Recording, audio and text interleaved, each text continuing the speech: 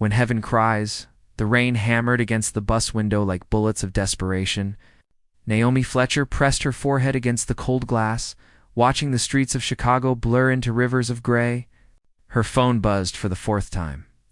Another rejection email. She did not even bother opening it anymore. 5 months. 143 days since the marketing firm collapsed overnight, taking her career with it. Naomi clutched her worn leather portfolio against her chest, feeling the weight of printed resumes inside. Each page represented hope. Each page had been met with silence. The bus lurched to a stop 3 blocks early. The driver's voice crackled through the speakers. Flooding ahead.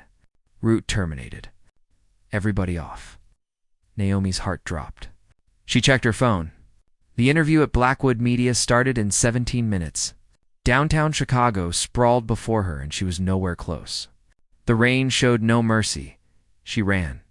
Her cheap flats splashed through puddles that soaked her feet instantly.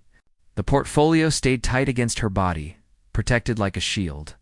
Water streamed down her face, mixing with tears she refused to acknowledge. Her navy blazer clung to her skin.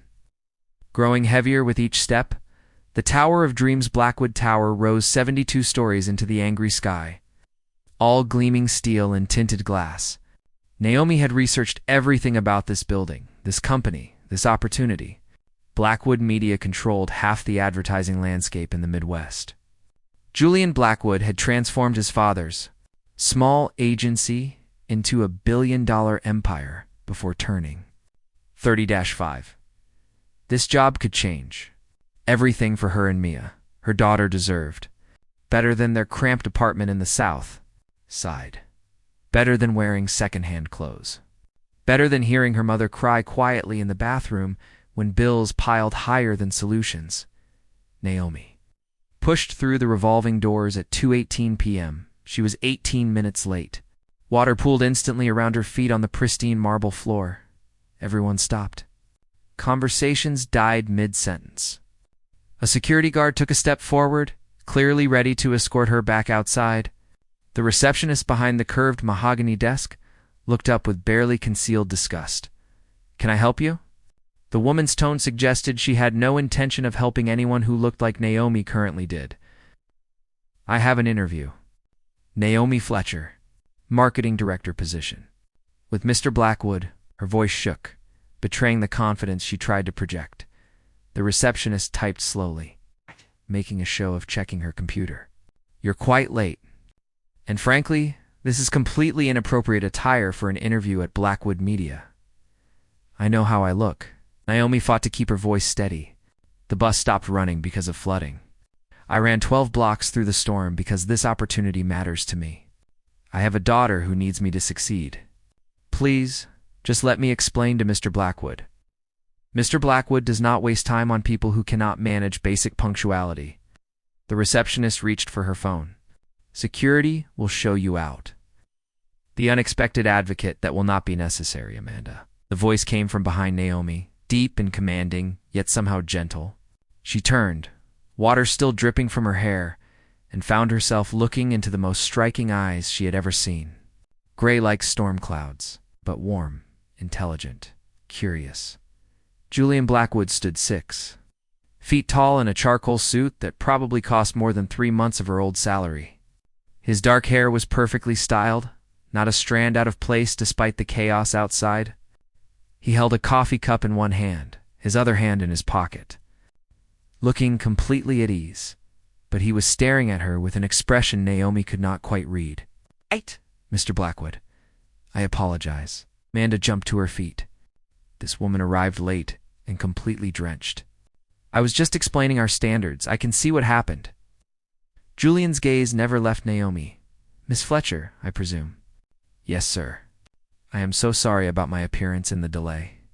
"The weather and the buses ran 12 blocks, you said?"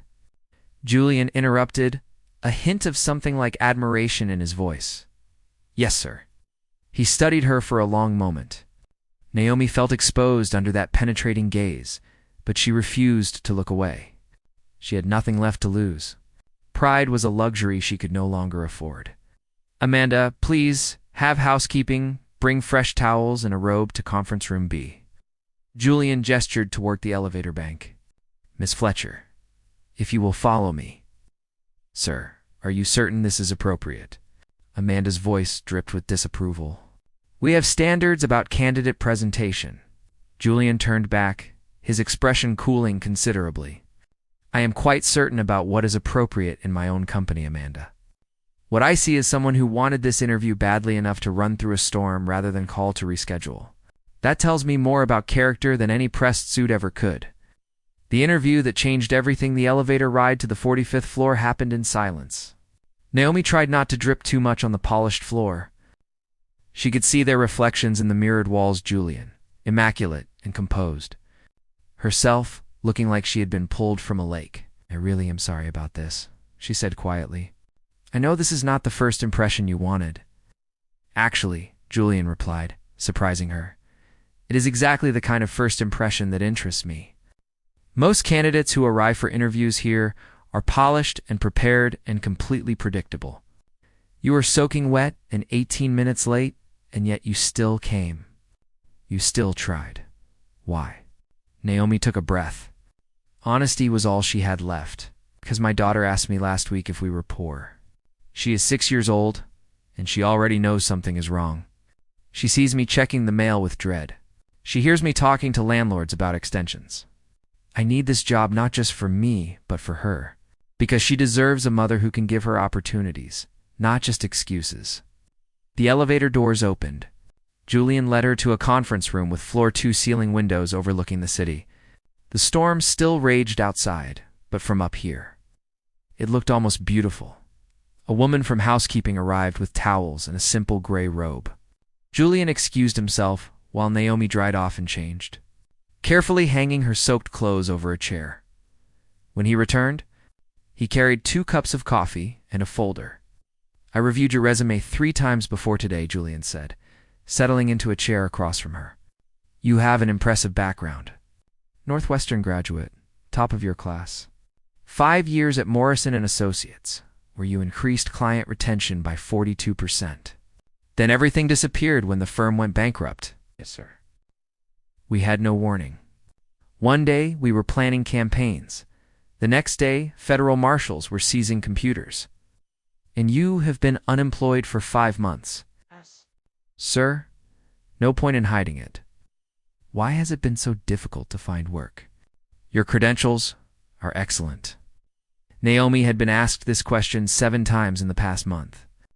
She always danced around the real answer. But something about Julian's direct gaze demanded truth. Because I am a single mother who comes from Morrison, which is now toxic in the industry. Because I do not have connections or family wealth to smooth the way. Because I refuse to compromise my ethics for quick opportunities. And because every month I am unemployed, the harder it becomes to explain the gap. Julian nodded slowly. Tell me about the Riverside Automotive campaign you led at Morrison. For the next 45 minutes, they talked strategy, creative vision, market analysis. Naomi forgot about her borrowed robe and damp hair. This was her element. She talked about consumer psychology, brand positioning, the delicate balance between innovation and reliability that automotive clients required. Julian asked sharp questions that challenged her thinking. He did not accept easy answers. He pushed her to defend her strategies, to explain her reasoning. It was exhilarating. One final question, Julian said, leaning forward with his elbows on the table. Why should I hire you instead of the other 14 candidates I've interviewed this week? Candidates who arrived on time and dry. Naomi met his eyes without hesitation, because they want a job. I need to prove myself. They will work hard to keep their position. I will work harder to transform this company's marketing approach because failure is not an option for me. My daughter's future depends on me succeeding. That kind of motivation, Mr. Blackwood, cannot be taught or bought. Silence filled the room. Outside, the storm was finally beginning to ease. Shafts of late afternoon sunlight broke through the clouds, painting the office in gold. Julian stood and extended his hand. Welcome to Blackwood Media, Miss Fletcher. You start Monday. Salary is $95,000, with performance bonuses and full benefits. Rachel Kim in HR will handle the paperwork. Naomi took his hand, her grip firm despite the trembling she felt inside. "You are hiring me?" "Just like that. I did not build this company by ignoring talent when it appears, regardless of how it arrives." Julian smiled, truly smiled, and something shifted in the air between them. Besides, anyone determined enough to run through a Chicago storm deserves a chance to prove what they can do when the weather clears. Naomi left Blackwood Tower 2 hours later with signed contracts, an employee badge, and tears streaming down her face that had nothing to do with rain. She called Mia from the lobby, hearing her daughter's excited squeals when she shared the news. Neither Naomi nor Julian noticed Amanda watching from reception, her expression calculating and cold. Neither of them saw Derek Hudson standing by the elevator bank, having overheard every word of their conversation through the conference room's slightly open door. The storm outside had ended, but inside Blackwood Media, another kind of storm was just beginning to form. First day trials Monday morning arrived with crisp, autumn sunshine that seemed to mock the chaos of the previous week. Naomi stood outside Blackwood Tower at 7:30, a full hour before her official start time. She wore her best outfit, a charcoal gray pantsuit she had splurged on years ago, paired with modest heels that pinched but looked professional. Gloria Martinez had insisted on watching Mia before school, refusing to accept payment. "You focus on making that good impression, Mia," her neighbor had said, squeezing Naomi's shoulders. "This is your moment." The lobby felt different now. Naomi belonged here. She had a badge, a purpose, a future. Amanda offered a tight smile from reception that never reached her eyes. "Welcome back, Miss Fletcher. Human Resources is on the 12th floor. Rachel Kim is expecting you." Rachel turned out to be a sharp woman in her early 40s with kind eyes and efficient manners. She walked Naomi through benefits, paperwork, company policies, and confidentiality agreements. Everything felt surreal. Naomi kept expecting someone to burst in and announce a terrible mistake. "Marketing department is on 38, Rachel explained as they rode the elevator together. "Derek Hudson runs the team. He has been with Blackwood for 9 years. Very experienced, very protective of his department." Something in Rachel's tone carried warning. The 38th floor buzzed with controlled chaos. Young professionals hurried between cubicles. Phones rang constantly. Presentation screens glowed with campaign mock-ups. Rachel led Naomi to a glass-walled office where a man sat reviewing reports with fierce concentration. Derek Hudson looked up, and his smile seemed friendly enough, but his eyes measured her coldly. "The famous rain-soaked candidate," he said, standing to shake her hand. His grip lasted a fraction too long. "Julian certainly made an impression-based hire. Welcome to the team. Thank you. I am eager to contribute. I am sure you are." Derek gestured to a desk positioned in the far corner, partially obscured by filing cabinets. "Your workspace. Nothing fancy, but you will earn better placement through performance." The message was clear. She would need to prove herself from the bottom. Sabotage and discovery the first 3 days felt like initiation by fire.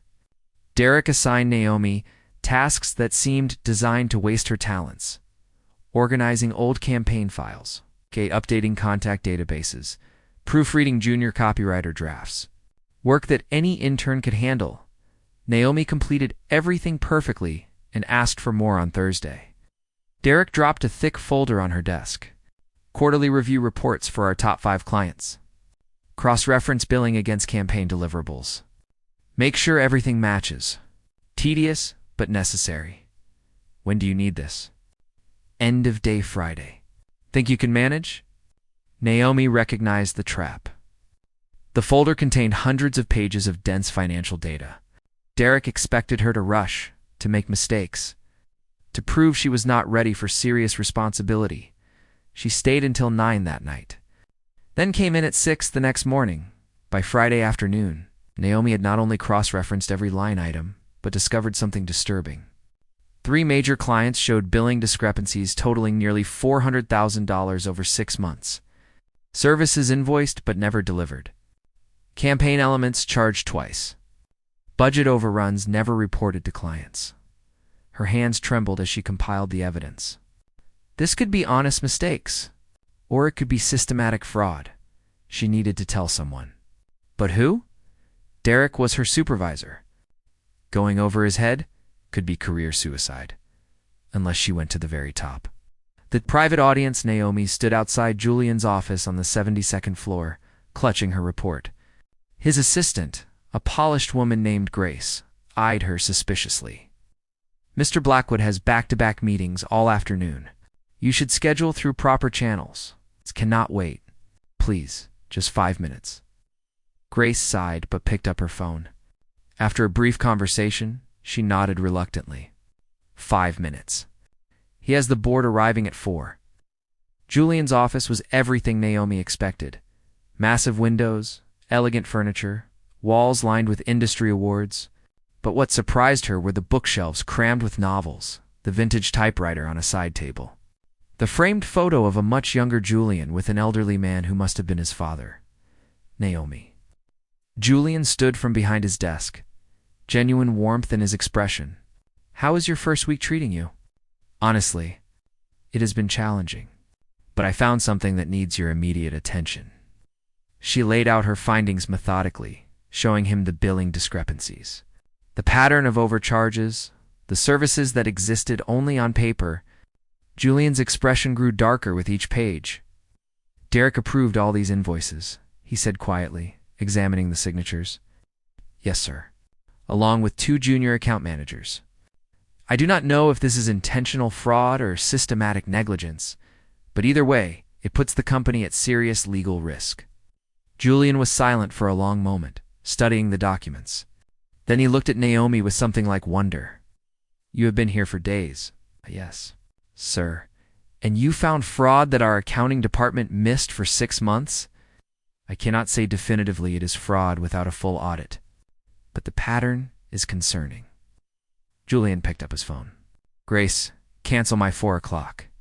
Get Rachel Kim and our chief legal counsel up here immediately, and send for Derek Hudson. He hung up and turned back to Naomi. You just saved this company from a potential lawsuit that could have destroyed us. Do you understand that? I was just doing my job. No. Julian came around the desk, standing close enough that Naomi could smell his cologne, subtle and expensive. You were doing the job I hired you for, despite everyone trying to keep you in a box. That takes courage. The meeting that followed was brutal. Derek denied knowledge initially, then blamed the junior managers, then finally admitted to cutting corners to meet aggressive revenue targets. Julian's fury was controlled but absolute. You are suspended pending full investigation, he told Derek coldly. If criminal charges are warranted, we will pursue them. Get out. Derek's face went purple with rage. As he passed Naomi on the way out, he leaned close and whispered, You just made an enemy you cannot afford. Dinner in danger at 7 that evening, Naomi finally left the building, emotionally exhausted. She found Julian waiting by her car in the garage, having somehow discovered which beat-up Honda was hers. You should not be driving yet, he said gently. You have had an intense day. Let me buy you dinner. We can discuss your future here, Mr. Blackwood. I appreciate the offer, but I need to get home to Mia. Please call me Julian. And bring Mia. I know a family restaurant nearby with excellent pizza and terrible video games that 6-year-olds love. Professional boundaries were already blurring, but the genuine kindness in his offer, the fact that he remembered her daughter's name and age, touched something deep. Okay, but I am paying my share. Absolutely not. Julian smiled.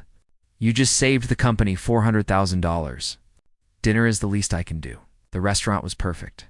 Casual, loud, full of families. Mia took to Julian immediately, chattering about her school and her favorite cartoons while demolishing cheese pizza.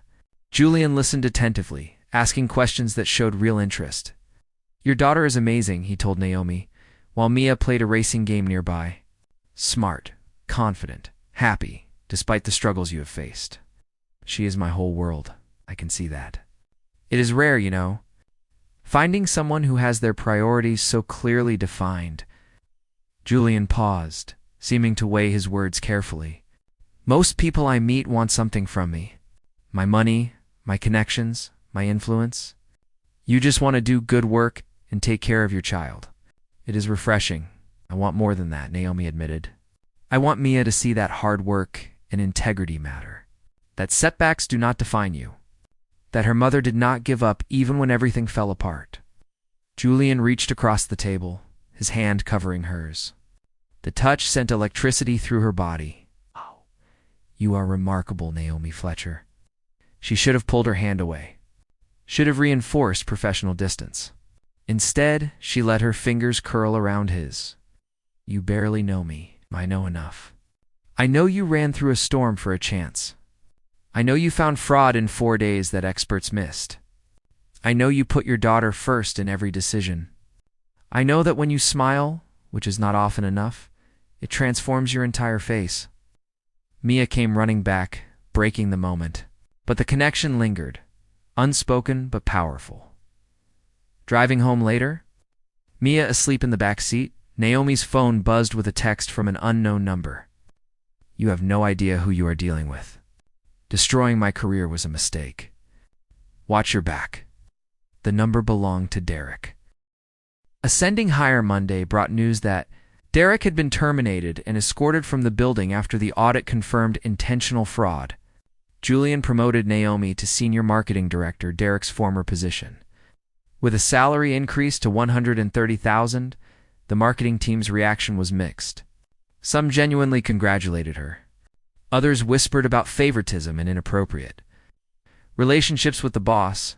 Julian called her to his office that afternoon, closing the door behind them. "People are talking," he said without preamble. "About us. About how quickly you have risen." "I know. I hear the whispers. Does it bother you?" "Only because it diminishes what I have actually accomplished. I earned this position, Julian." "I know you did. But I need to be honest about something." He moved closer, his voice dropping. "The reason people are talking is because they see how I look at you. How I have looked at you since that first day when you stood dripping in my lobby, refusing to give up." Naomi's breath caught. "Julian, we cannot. I know all the reasons why we should not. You work for me? It is complicated. It could damage both our reputations." He stopped just inches away. "But I have not been able to stop thinking about you. About your strength, your intelligence, the way you love your daughter, the way you make me want to be better." "I feel it too," Naomi whispered, "and it terrifies me. Then let it terrify us together." When he kissed her, gentle and questioning, Naomi felt the last of her resistance crumble. She kissed him back. Pouring months of struggle and loneliness and desperate hope into that contact, they pulled apart breathless. Reality crashed back. "This is dangerous," Naomi said. "The best things usually are." Outside Julian's office, Grace pretended she had not seen them through the glass wall.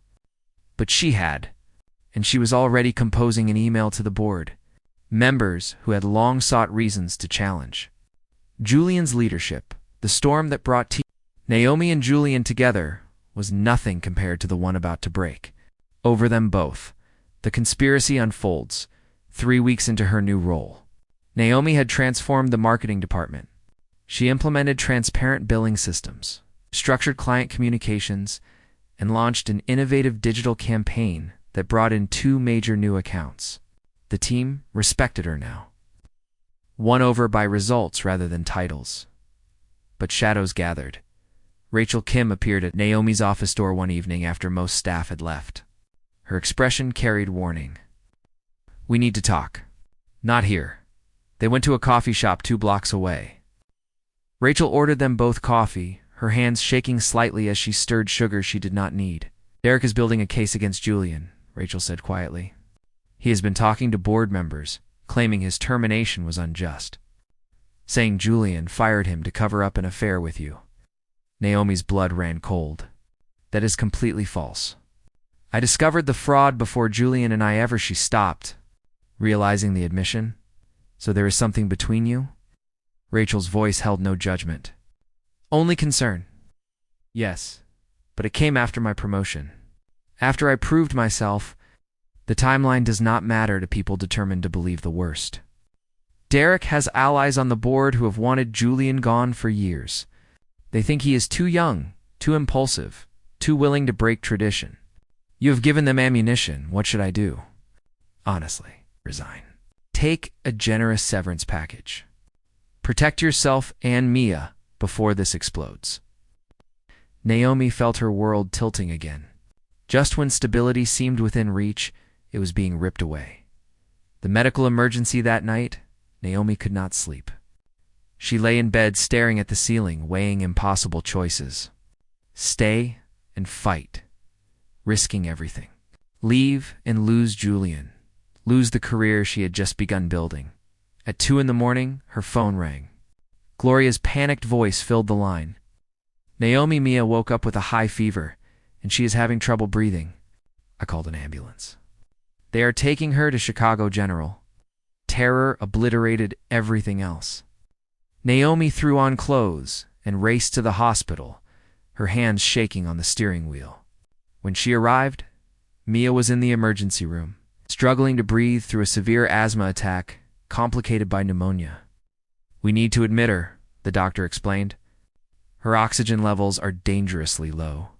We will monitor her closely, but the next 24 hours are critical. Naomi sat by her daughter's bedside, holding her small hand, watching machines track her vitals. Nothing else mattered.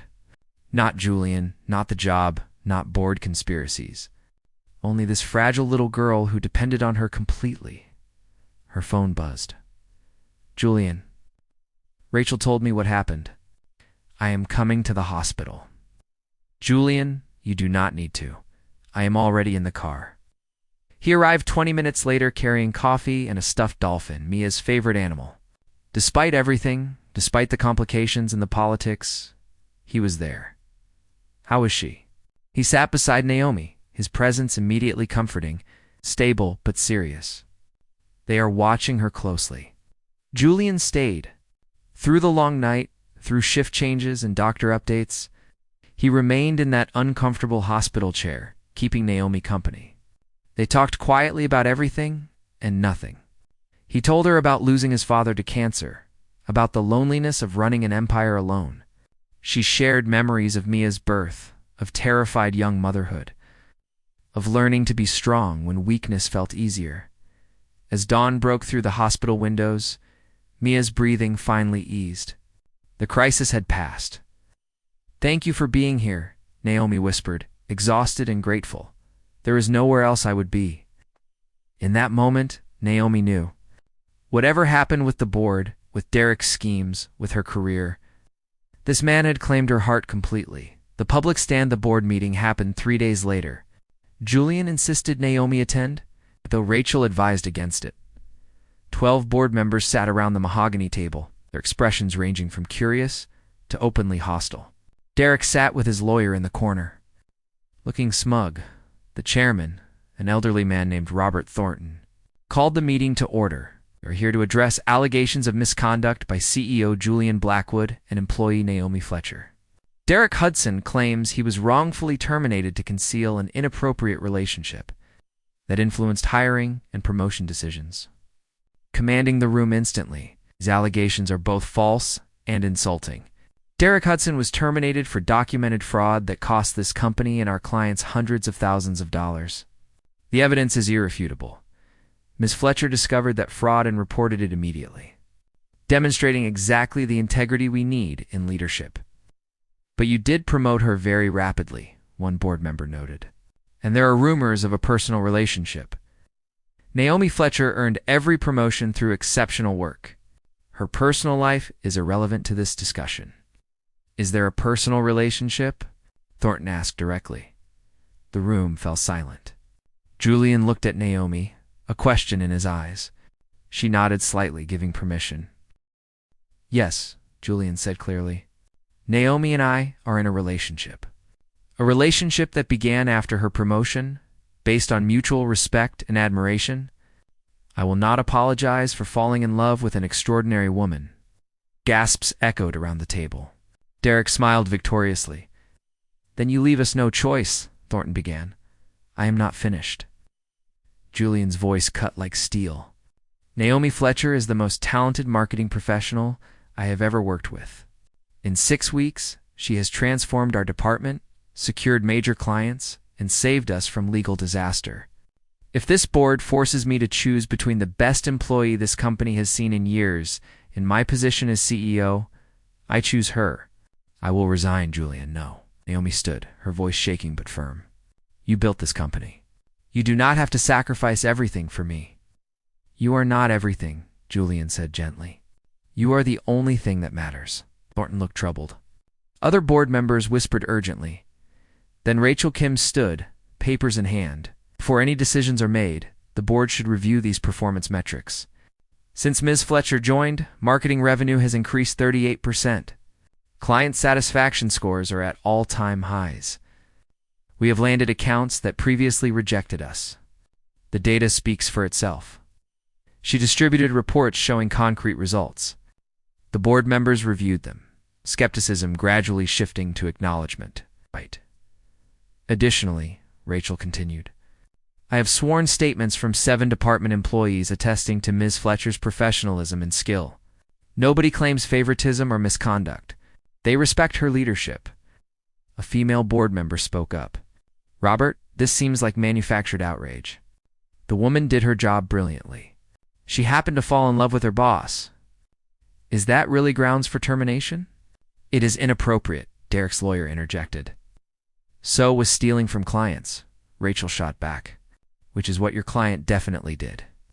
The debate continued for 90 minutes. Finally, Thornton called for a vote. All in favor of accepting Derek Hudson's complaints and demanding resignations indicate. 3 hands rose. 9 remained down. The board finds no grounds for action against either Mr. Blackwood or Miss Fletcher. This matter is closed. Thornton looked at Derek coldly. And if you pursue this further, Mr. Hudson, we will countersue for defamation and ensure your fraud conviction follows you everywhere. Are we clear? Derek left without another word, his lawyer hurrying after him. 6 months later, spring, sunshine warmed the rooftop garden of Naomi's new townhouse in Lincoln Park. Mia ran through the flower beds. Laughing as Julian chased her with exaggerated monster noises, Naomi watched from the patio, her hand resting on her growing belly. 3 months along, a surprise that terrified and delighted them both. Mommy, Julian says we can get a puppy, Mia called out. Julian says a lot of things, Naomi replied, smiling. Julian jogged over, slightly out of breath.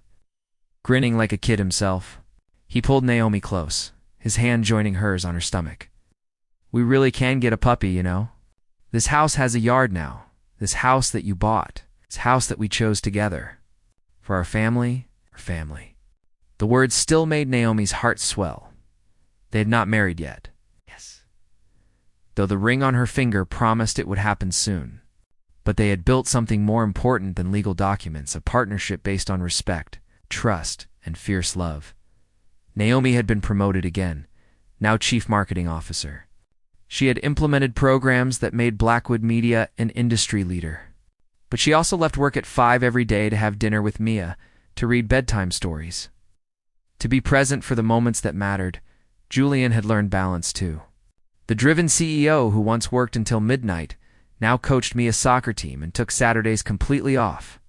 Do you ever regret it? Julian asked quietly. The chaos we went through. The board drama.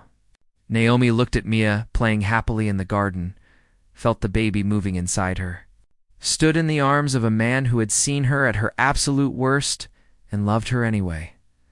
Not for a single second. Even when you arrived soaking wet and terrified, especially then.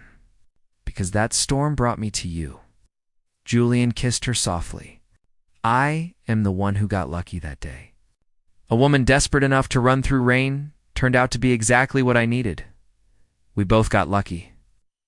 Inside the house, the phone rang. Rachel calling with news of another major client signing. The company continued thriving, breaking records quarter after quarter. But out here in the garden, with her daughter's laughter filling the air and Julian's arms around her, Naomi had already found the success that mattered most. She had proven herself. She had risen from desperate unemployment to executive leadership. She had earned every opportunity through skill and determination. But more importantly, she had learned that sometimes the worst storms lead to the clearest skies. That showing up drenched and late can open doors that perfection never would. That vulnerability and strength are not opposites, but partners. Mia ran over and hugged them both. Sandwiching herself between them, "I love our family," she announced. "Me too, baby," Naomi whispered. "Me too." As the sun set over Chicago, painting the sky in shades of gold and crimson, Naomi Fletcher stood surrounded by everything she had fought for. Not just career success or financial stability, though those mattered. She had found love. She had built a family.